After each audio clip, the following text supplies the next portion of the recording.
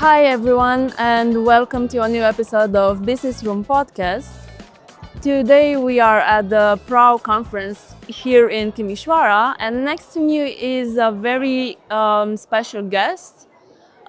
She's called Radhika Dutt, and I'm gonna leave her introduce herself to have a more information about her expertise because it's very diverse, and I think we have lots of things to learn from her. So thank you for being here and for accepting our challenge to record directly from the venue, Radhika. Thank you so much for having me. I'm excited to be here. How are you? How was the flight and everything? It was great, and more important than anything, I really enjoy being at PRAO. I was here last year, and I really love the conference, so I'm back here this year. It's great. I love the community around here, the spirit of entrepreneurship, and so which is what brought me back. Okay. So I'm curious what's changed from last year to this year, especially in your career and in your perspective of how maybe Timișoara changed. So I'll share about my career and then about Timișoara as well. So I started working on the next book that I'm working on. So my background is Radical Product Thinking was the book I wrote in 2021. I've been an entrepreneur and I've been part of 5 exits so far. 2 of which were companies that I founded, and then 2 others were companies that were acquired for the product that I built. And then 1 company was one that I advised and that was acquired. So that was the background. And since Radical Product Thinking came out, it's been really nice to hear people's reception of it. But one of the things that people would often say is, I really like how you talk about the vision and strategy in Radical Product Thinking. I want to apply all this long-term thinking, but my company uses OKRs and it's very goal-driven. So I find myself just constrained by all of that I can't do any of this long-term thinking. And that's what led me to want to start working on this next book about why goals and OKRs don't work and what actually works. And then related to Timișoara, I'm really excited to be here to share a sneak preview of what is the second book that I'm working on and why it's especially important for startups. Because I find that goals and OKRs, especially for startups, don't work. Because no matter what goal you set, you may or may not achieve that goal, but it doesn't tell you, well, what do I do next? And so it's a mindset of, instead of focusing on goals, to focus on puzzle setting and puzzle solving, and that leads to much better business results. So I'm excited to be in Timișoara to share that. Yeah, that's so cool. Speaking about your book, because I think we started a bit, from the present rather than from the beginning of your career. I would like to ask you, what is one thing that people would must know when it comes to reading your book? So let's tell people a highlight from what you've written in the book. So the highlight from Radical Product Thinking, it was based on my experience of building products and startups and hard lessons. I ran into and had caught a lot of what I now call product diseases. These are diseases that often kill your product. So I'd made those mistakes and caught product diseases. And later in my career, I'd watched others catch these diseases. Okay.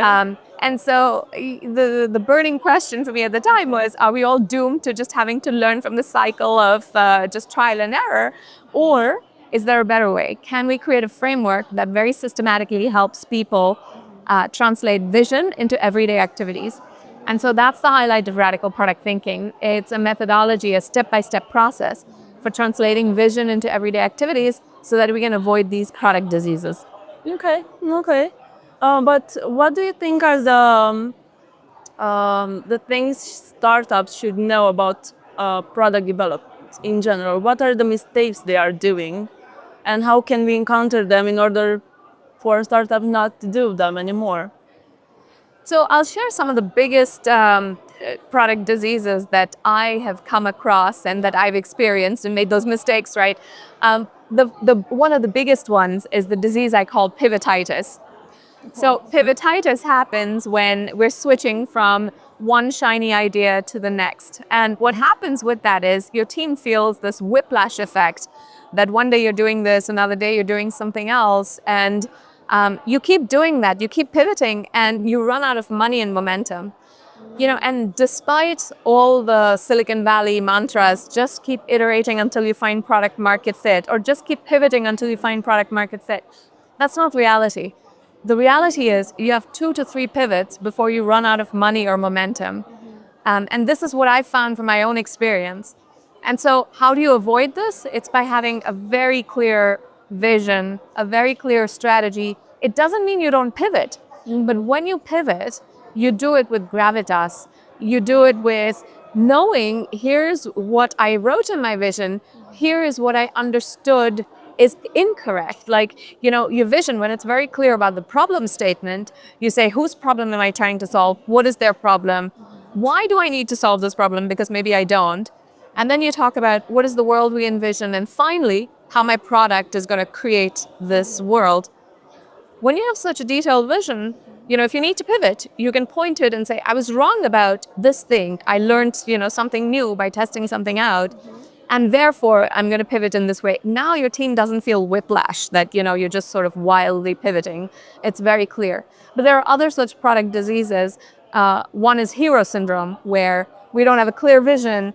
I caught this disease in my first startup. Our vision was revolutionizing wireless.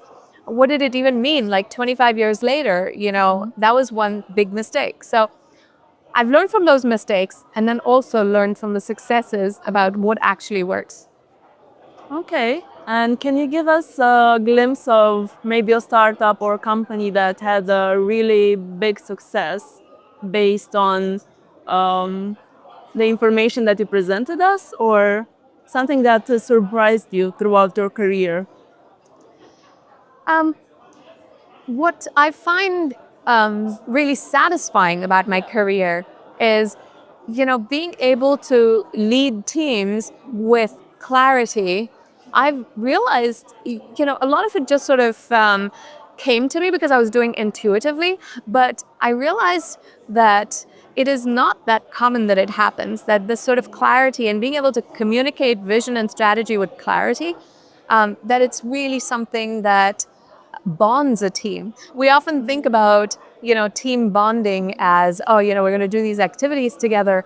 But very often it's having a detailed vision that actually bonds you as a team. So one example I'll give you in terms of a success was there was a company I was the head of product for, and it was a company that was working on TV ad sales quotes, or technology for generating TV ad sales quotes. Now, there's nothing less inspiring than TV ad sales, right? And yet, right? Yet, we felt so energized as a team and felt like we had a shared vision. It's not by being artificial about the vision, right? But everyone on the team knew exactly what's the problem we're trying to solve. We understood these users and kind of what is their problem. And we felt energized about solving this problem together. And to the point where, I had written a user story that my developer was supposed to work on. And, she came to me and she said, okay, I see that this is what you wrote in the story, but I think this is a better way to do it based on what I think you want.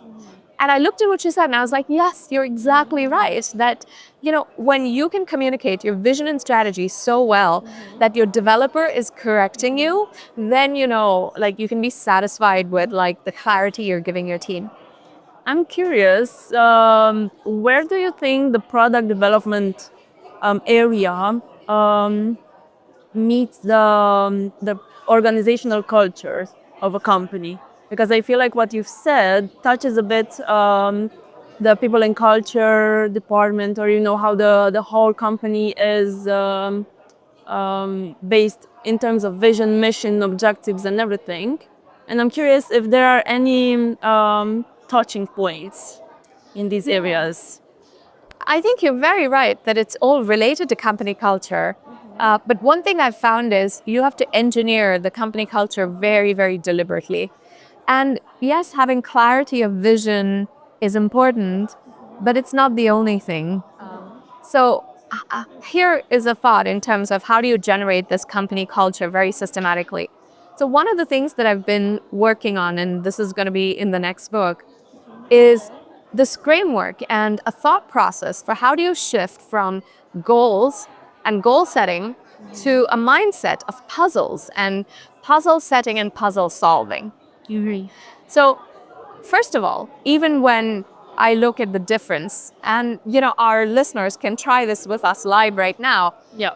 Imagine I ask you these two questions. What are your goals this year? Right. Versus what are your puzzles that you want to solve this year? How does it make you feel? Right. Way different. Yeah. It's a different feeling. Yeah. Do you want to share? I mean, I wanted to share something that's similar. It's just a parenthesis. A few years ago, I've switched from saying things are hard to saying things are challenging. And just this small change, somehow, Interesting. it's quite similar to what you've said, but just a bit. Just shifted my perspective on being more an action-driven person. So thinking now that, for my startup, if I would ask myself what puzzles are we solving, I realize now that this is how my mind was shaped in the previous years. It's how I somehow um, self-educated. I mean, I educated myself and the team I'm working on because I feel it's a more dynamic way of seeing things, of doing things, instead of just overthinking on how my startup or my project would look like. It gives you a starting point and it makes it also feel really like I'm playing, like I'm a kid. It just It's curiosity driven. yeah. It just enhances my curiosity, and I love this state of mind because it gives you a daily purpose of challenging yourself more and more and more and more because you're solving puzzles. Yeah. And you do it based on an internal drive as opposed to a goal, which is someone else telling you to do something. Yeah. And which is what makes puzzles something that's exciting for you and not exhausting, unlike goals. Yes. Yeah.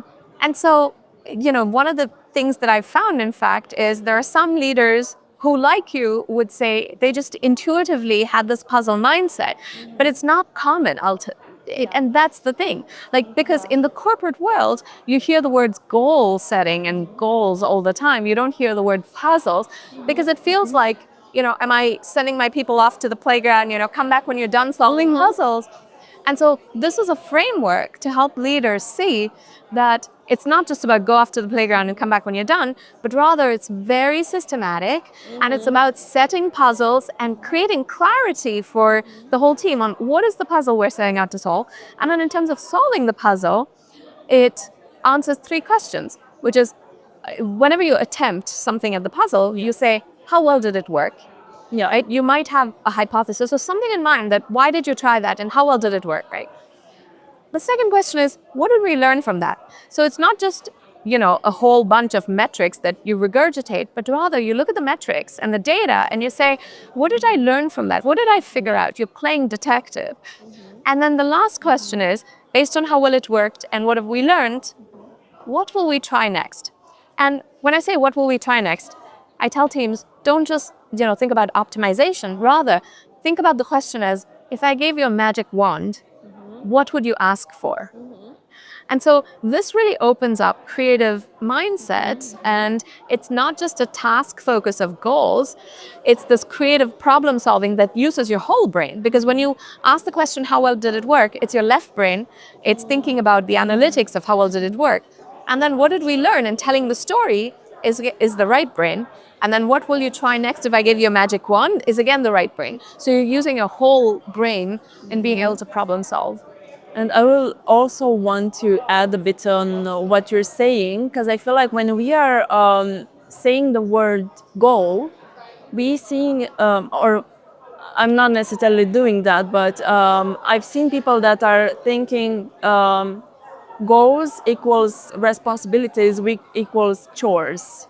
So it's something again that is gonna be hard to reach. So I'm not gonna start this thing. So it's a loop that goes and goes on and goes on, and just by switching your mindset to what you've said to this aspect of improving, always improving yourself and the team, and analyze what you've done, maybe in a good way or a bad way, or a, let's say, constructive way. It just gives you the assurance that you did great so far, so you can hop to the next level of the puzzle, and Exactly. this makes you keep going. Yeah, there's a lot of growth in that, exactly. And it's not just your own growth too, but also for your team. Yes. Various people on your team, they have different levels of skills, knowledge, and experience. And this gives you scaffolding so that you can see how they're puzzle solving. And for someone who needs more handholding, you're able to offer that. Whereas someone who has more experience, they might share how well did it work, what have we learned, what will we try next, and you can see they've got this puzzle. Just go for it. Here are bigger puzzles for you to go solve. Yeah. No. That's it's a really interesting perspective, and I love that we talked about it, because I feel like, especially here in Eastern Europe, we talked a bit previously about the differences in the US market and the European market.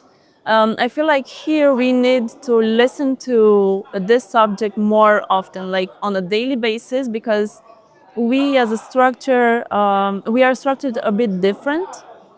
And hearing that, understanding that everything we do in our projects or startups is something that's quite easy. If we make it easy, if you think that it's gonna be easy, like a game, it's gonna save us more time and energy, and we are gonna develop things that we actually love, and we are not gonna give up on them no matter what. So I'm glad we talked about it, and I hope our listeners are gonna learn more things from your perspectives. I can add one thing to that. Yes. I find that even in the US, companies often find the same challenge. There isn't necessarily this puzzle solving mindset or puzzle setting mindset, right? What I often find is what is the prevalent theory, even in the US, is it's all about goals, OKRs. So this is really a different way of thinking. And one of the things that we see in the US right now, and you kind of see it in the whole government even, right? And in politics, it's all a very short-term mindset. And I see this very much in business too. And that is a challenge. And I think that is something that it holds us back as a country, as an economy, so many repercussions. And I think this move from goals to puzzles is also a call to get us to think a little bit more long term, to not just optimize for short term metrics, but that need the disastrous long term results. Yes, yes, yes. Can we go a bit more further into what differences do you see in between our Romanian ecosystem, from what you've seen, from what and the Western ecosystem, business ecosystem? Yeah. One thing that I really like about the Romanian ecosystem that I'm seeing is a lot of the startup founders that I've talked to so far have a lot of openness about them. Openness in the sense that, instead of having this mindset of, I know what I'm doing, I know exactly how to solve this problem. Instead of that hubris and arrogance, I see a lot of openness in terms of being willing to think differently, be challenged on their ideas. And I really like that. I think as an entrepreneur, you cannot fall in love with your own ideas so much that you're unwilling to take feedback, right? And Yes. often in the ecosystem in the US, I find this hubris and arrogance of entrepreneurship. On the one hand, you kind of need the hubris to just push through all of the hard challenges, because entrepreneurship is hard. But on the other hand, it truly gets in the way of learning when you think you're always right. So I think this is the challenging, something I really like about the ecosystem here. One challenge that I see in Eastern Europe is there's a lot of mindsets that comes from outsourcing, where there is a lot of tech focus, but there also needs to be a focus in terms of thinking about strategy and the vision. And it's not just vision in terms of, we're going to create the best technology to do this, but it's a vision that's about what is the problem that we're solving. And then thinking about strategy in this way that we're constantly solving this puzzle, right? But I think that is one challenge that maybe is a little bit more cultural because of outsourcing.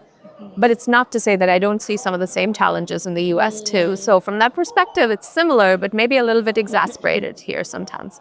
Okay, yeah, that's a good point of view. It's it's something that, to be honest, I've heard for the first time. Oh, Yeah, I haven't heard this perspective, from somebody else, which is very interesting. Um, because we are heading to the end of our discussion, um, a bit more. I would like to ask you, if you wouldn't have this this industry that you've chosen, what was the thing that you would love to do?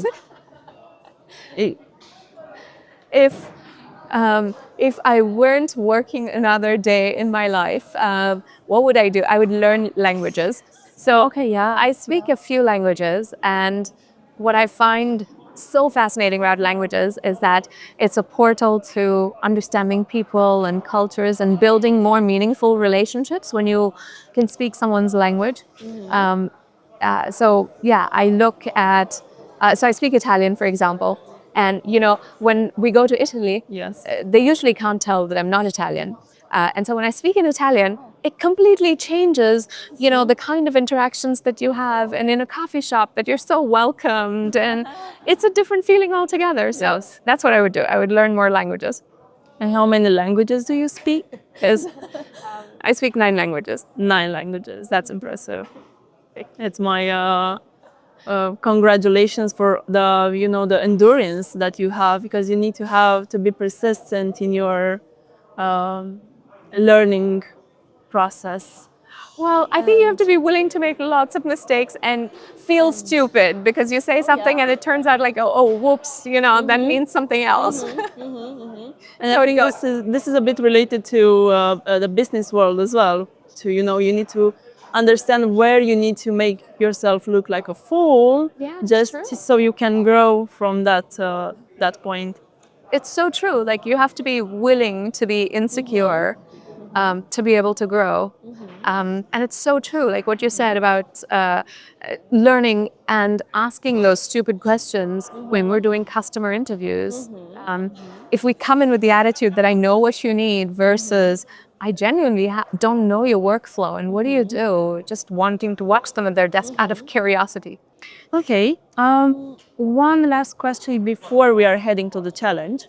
Um, what do you think, or how do you see the product growth industry in the future? Like in 10, 20 years, what is gonna change? How do you see the world seeing this area? And That is a really potent question. So here's my thought on that. Here's what I worry about. What I worry about is that in the AI era, okay. what we risk is creating a whole bunch of AI product slop, is what I call it. The way I define product slop, it's kind of like, all the AI content generated. You can read it and tell, Yes. this is AI Yeah. generated. It just Yeah. gives me an allergic reaction, right? But product slop is very much like that. When we create quickly generated mediocrity in products, which optimizes for short-term metrics, but in the long term creates user fatigue and unintended consequences for society, that is AI product slop. What I feel we risk is using AI, we can very quickly create user interfaces, we can vibe code stuff, we can create content. But what we risk creating is AI product slop that is not good for users or society in the long term, that we are filled with a sea of mediocrity. So where is the hope in this? My hope is the fact that we can change that, and this is where I think product development, and this is the challenge for us in product development for the future. We, instead of taking the stormtrooper mindset, which is what I talked about at Prow, we can take a Jedi approach. So instead of the stormtrooper approach of just keep shooting wildly but missing everything that matters, instead of just chasing targets, we take the Jedi approach of being very intentional, of reflecting, of sensing, learning, adapting. That is our differentiation over AI. That is where you and I bring value over AI, where we can reflect and build thoughtful products. And if we can do that, AI can help us do it quickly, but we don't abdicate the learning, the reflection, setting intent, and what is the change that we want to create in the world through our products. That is the thinking that we have the responsibility of bringing in. We cannot abdicate that to AI. Yes, yes, yes. I see myself in your answer very, very much. Um, and yeah, that's a good reminder for everyone to have in mind that we as humans are creating and we are co-creators. Okay, that's cool to know. I would like to ask you to give our viewers a challenge, and I can sense that it's gonna be a good one. I have my senses activated. So I would like to, have a look in the camera and just be talk directly to our public and see what they can improve in their life or what they can do now to be a better person in the next day. Okay, so here's your challenge. You can download the OHL's toolkit. It's on radicalproduct.com. If you go to toolkits, you can find OHL's toolkit. And you can apply this approach of puzzle setting and puzzle solving. And instead of taking a stormtrooper approach, you can use this Jedi approach of really setting intent, of sensing, learning, adapting. You can apply this whether it's in your personal life or even at work, right? And you can pick about solving puzzles that you set. So as you use this approach, you're welcome to reach out to me on LinkedIn and tell me about your experience as you use OHLs, because I'm working on my next book. And if you reach out to me and share your experience, it might just make it into the book as a case study. So you're welcome to reach out. Wonderful. Thank you so much for being here again. We've touched just a bit from your expertise, and I know and I can feel it, in my guts that you have more and more information to give to the public. But I will invite our viewers to have a look on your socials, as you mentioned earlier. And you can find more details about Radhika in our description. And again, thank you so much for being here. Thank you so much as well for viewing our podcast and be, like part of our journey. So we are heading back to the conference, and I wish you a very good day. Thank you so much for having me here. Have a good day. Thank you.